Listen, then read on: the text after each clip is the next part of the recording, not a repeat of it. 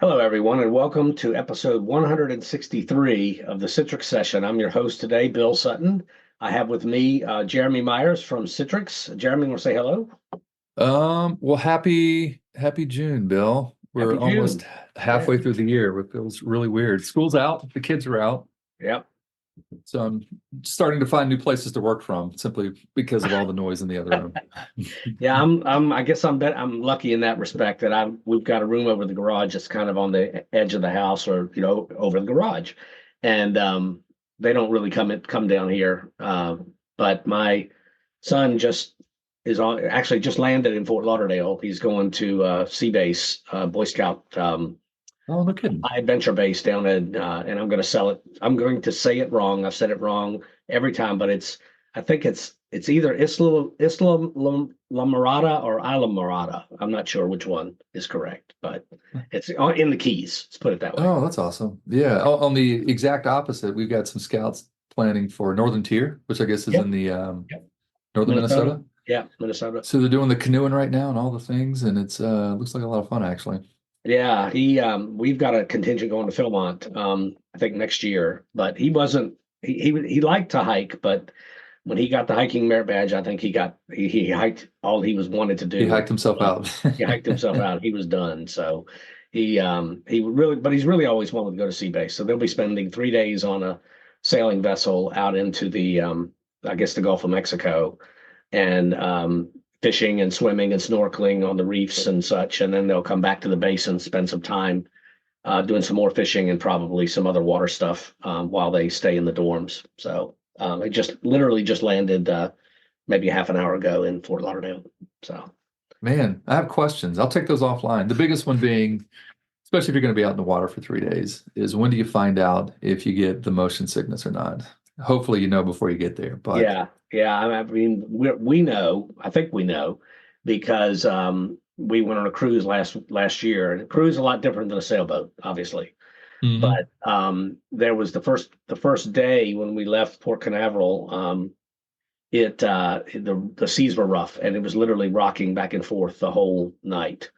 And neither of my children got seasick, so the hope is that that won't happen. But the way it works is if you do get seasick, you're on your own. They aren't going back, so you just got to deal with it. You So got to deal with it. By the yeah, way, I love how you left yourself out of that conversation with the seasickness. So we'll move on. yeah. Let's see. All right, so we're going to cover today. The article we're going to cover today, or the blog article, is entitled "Embrace Efficiency and Sustainability with Citrix DaaS and Azure Hibernation." That's a mouthful, by John Diagati. I assume that's how you pronounce it. So this is a new feature in Azure, I think, a relatively new feature in Azure that is now generally available, and the Citrix DaaS offering now I believe it's in, no, it's not. It is generally available, right, Jeremy? It says it right there. Um, It appears to be, but there's also a spot down here to was it request the trial. I'm looking at an old one, but yeah, it looks like it's GA now. Yeah, so it's GA. So let's talk a little bit about Azure Hibernation. This is very similar, I think, in concept to the folks that are on the call, or not on the call. The folks that are listening to this podcast are probably familiar with the concept and virtualization of hibernation, or suspending of VM. Essentially, what it does is, for those of you who may not know, is it takes the copy of the memory of the machine and saves it out to disk in essence, and then pauses or hibernates or suspends, whatever term you want to use, the actual VM itself, and such that when the user reconnects or the administrator hits a button, the VM will start right back up. It loads the memory that's on disk back into memory, and you're essentially right back where you were before. I actually did this in using XenTegra, Jeremy. I noticed that it was available to me in my lab cloud environment, or my cloud lab environment, and I could suspend the VM, and it actually worked really well. Suspended it and then reconnected, or went to do a reconnect, and it took it out of suspense, brought it back to active, and loaded me right back where I was. So it worked well. But now this is available in Azure, and Citrix DaaS supports it. Yeah, this is pretty slick actually. So of course I try to sort out exactly what's going on cloud infrastructure. when you turn things off, and this, Yep, I guess this article talks about that a little bit. So, it does. historically, there's always been two ways to do this, right? So if you went inside the VM, so let's say you've got a desktop running in Azure, and you go inside the VM or any VM for that matter, and you go shut it down from within Windows. It does shut down Windows, but it doesn't deallocate the resources. So as far as Azure is concerned, you still got this guy running. So Yeah, it's still consuming cycles from a processing and memory perspective. Absolutely. even though Windows isn't running and you're not doing anything with it. Yeah. Yeah. As opposed to doing it from within, the Azure portal itself, either, from the Azure console or doing it from, PowerShell of some kind. Right. Then it'll power off the VM. It'll deallocate the resources, essentially put those resources back in the pool for some other machine to use. And, at that point, you're saving a lot of money because it's not running. It's deallocated, which makes sense. And so I guess this is sort of a fun, happy medium, right? So it's hibernating, and yet still reducing compute costs because, is it deallocating here? It is. It is right here. It saves VM memory compute it saves memory to the OS disk, like I mentioned a minute ago, and then deallocates the machine. So essentially, the user or the customer is not being billed for the compute resources, only charged for the storage that's needed. And obviously, there'll be a little bit more storage consumed because it's saving the memory footprint to disk during the time that it's hibernated. But those compute resources, it's almost as if it is as if the machine is completely deallocated. So all you're covering is the storage cost. Which I imagine is much, much cheaper than, obviously keeping the compute up, Right. in lieu of that. Right. Yeah, that makes sense. So the next thing they talked about in the blog article is some of the ways that customers in the tech preview have taken advantage of this, and it's interesting to read it. And we'll talk about it a little bit here. But the first customer apparently used reserved instances for their peak usage. In this case, 7,000 users or 7,000 desktops. And we should point out, Geremy, that this right now is only for single session OSs. So Windows 10, Windows 11. This does not apply today anyways to anything like multi-session or server-based OSs. That's a good call. So I'm not going to be able to do this with I'm going to use a legacy word here, XenApp servers, unless it's, maybe a single, like server VDI, for instance, but, I'm thinking VDI in this case, either pooled or persistent VDI. Yeah, and it is pooled or persistent. In this case, this first use case, apparently they were using, I think it doesn't say persistent, but I read somewhere later on maybe that they were using, maybe it's the second example we're using persistent, but in this case they were doing reserved instances for their peak users and basically leaving those on 24/7. And then hibernating those for other users for a total of 21,000. They were able to maintain a low volume of reserved instances, and basically then the remaining 14,000 users were then leveraging the hibernation feature to reduce costs, and it provided a great deal of savings. The second example, the customer was not using reserved instances; they were using hibernation only. And they hibernated them during a time when the users weren't working, so off hours, weekends, et cetera, and were saved up to 70% in leveraging just hibernation rather than reserved instances. This way, the customer doesn't have to make a long-term financial commitment to the reserved instances, and that may not apply, in every case. Obviously, your mileage may vary based on your use case, but clearly, there's some advantage here in being able to leverage this functionality to help reduce costs, and there's some other benefits we'll touch on here in a minute. I love the caveat there. Your mileage may vary, but when you look at it, so they've mentioned 70% here. I want to say, if you go out to the Azure calculator and you plug in some numbers and you agree to 3 years of reserve instances, I want to say assuming you've got the EA with Microsoft, it lets you buy it like the Linux bare metal rate. I want to say 70% is the number they will tell you. I think you're right. If you commit to the 3 years of reserve instances. So what's interesting about this is, even without the commitment, you could still get that 70%. Yeah, that is pretty interesting, and we'll throw that caveat in so you don't hold us accountable for that. Yeah, precisely. So, yeah, like I said, I think in some cases it makes sense, particularly where you're going to leave them on all the time, that where you're not even really going to leverage the hibernation feature, and maybe you have persistent machines that are healthcare workers or something that are on constantly, that where it would benefit. where it would make sense to do RIs for those. Um, so as Mhm. far as the end user experience, obviously that's a critical component of this. You want to talk about that a little bit, Jeremy, right here? Yeah, yeah. So there's a video that's embedded inside this blog post which shows Yeah, yeah, it shows the difference between a deallocated machine that you boot up versus a hibernated machine that you boot up. And right. out of the gate, it's a 30-second improvement, I want to say, Yeah, from 30 seconds.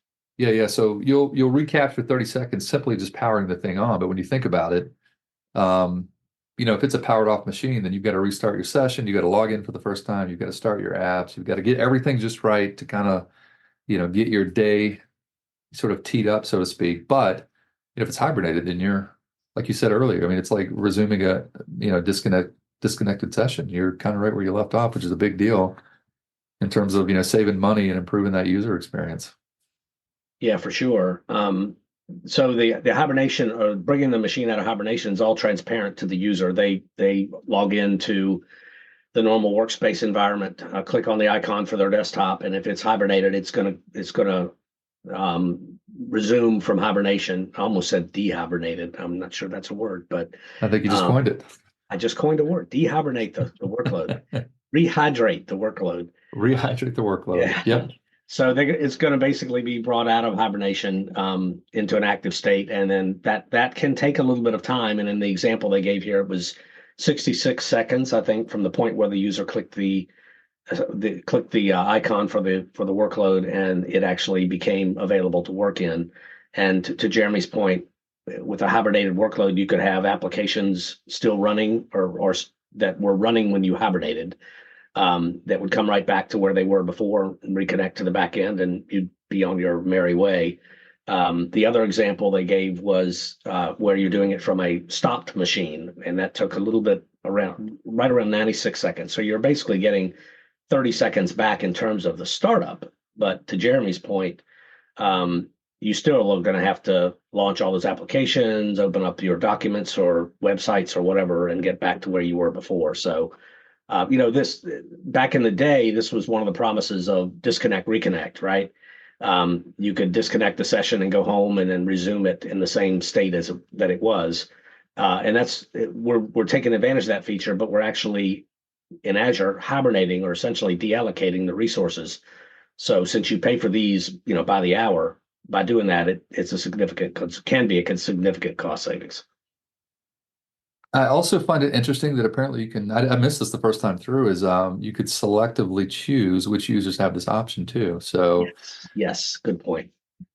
so maybe you do this for the entire population, most of the population, but then you've got some folks who, either their machine's always on, Right, or, alternatively, you have some folks who are always powered. Maybe I'm thinking, you know, not contract workers, but, folks that maybe you right. power it off each night. Yeah. Yeah.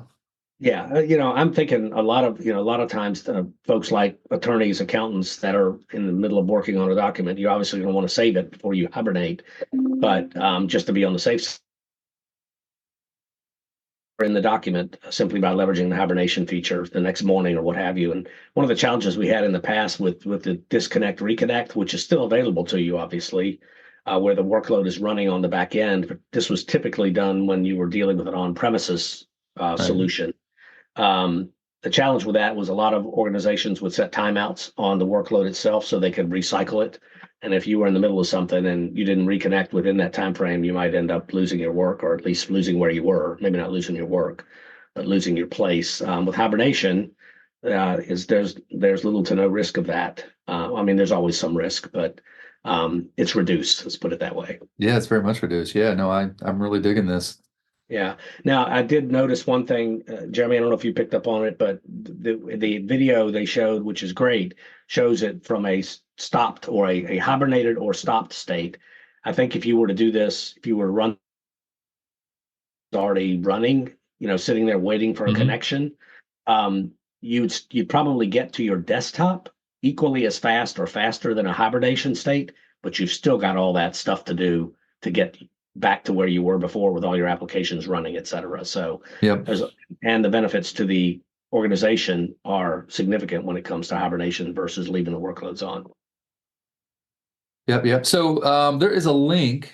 So this article is first of all, it's good. It's a little short on a few details. So Yeah, we're yeah. gonna click past the blog a little bit, and there is a Tech Zone article actually that we had to search for. So let me point that out. So if you do a search for hibernation, I did come across one. It's the one February 9th, talks about DaaS power management of Azure virtual machines with PowerShell. So one of the pieces it does get into in this article is the use of hibernation and some of the prereqs. So, a few things I think to consider here is number one, it only works with certain virtual machine sizes. So just be aware of that.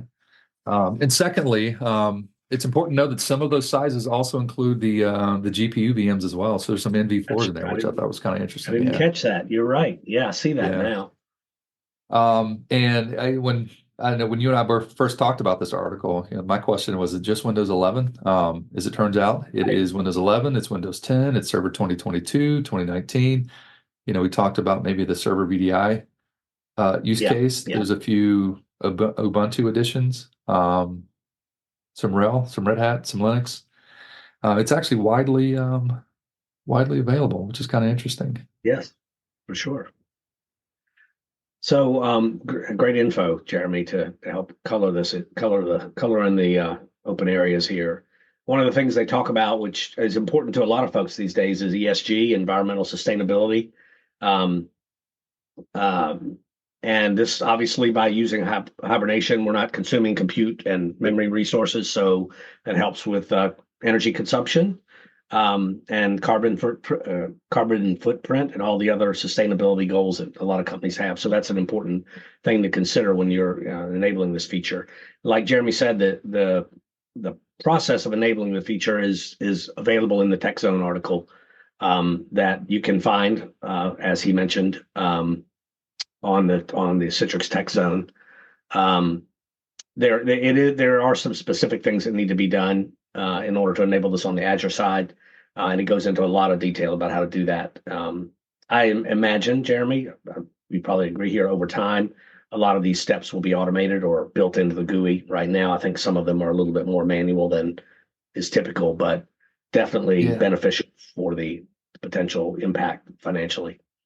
Well, what's interesting is, and I think the Tech Zone article goes through this, is there are some features that need to be turned on, which, by the way, are not included in the Azure portal when you set up the VM. Specifically, ironically, the hibernation feature. So, essentially Right. what they do is you've got to go through here and create a VM, export to JSON, edit a couple of parameters, very specifically turning hibernation on. Right. And again, creating the VM with that template file and then kind of off you go. So there are a few steps here. I'm gonna say it'd be nice to have something like this as a part of the MCS wizard. However, I think some of that's probably a limitation of just Azure right now. But it's very cool. Looks like it's pretty easy to check out as Yeah, I well. would. Yeah, I would expect at some point that'll probably be a little bit less involved than it is now. But just know if you want to use this feature to go to the TechZone article and follow it carefully, and you'll be up and running. Very So, cool. Very cool. Yeah. Yeah. any final thoughts on this? This is going to be a quick one today, folks, because this is a pretty short article. But obviously, wanted to cover this because it's a really neat, key new thing. I mean, Any final thoughts, Jeremy? yeah, I mean, listen, I think this is awesome. I think power management and auto scaling Yep. inside of a cloud provider, I mean, that's been a feature that a lot of customers have really clung to because it's very, very neat, very quick, scaling up, scaling down, that sort of thing. But the idea that we could sort of tweak this for the user experience and sustainability by making these, hibernated, meaning, I can essentially, for all practical purposes, save a user state Right. is actually pretty amazing. So, you're thinking about adoption and cloud and saving cost and user experience. I mean, this makes a whole lot of sense. Absolutely. Yeah, I agree completely. And, the key thing here is we talked both about, like you said, sustainability initiatives, the reduction in cost by hibernating. And then, of course, the most important thing these days, or always really, is the end user experience and not degrading that, but actually enhancing that through this feature. So it's really kind of a win-win when you look at it. I can't imagine where it wouldn't be something that folks would want to have in just about every environment where they were running workloads in Azure. So time will tell. Time will Uh, tell. Time will yeah. tell. As always, Jeremy, thank you for joining today. Appreciate it. And we'll talk to you next week. Same to you, Bill. Talk to you next week. All right. Bye, folks.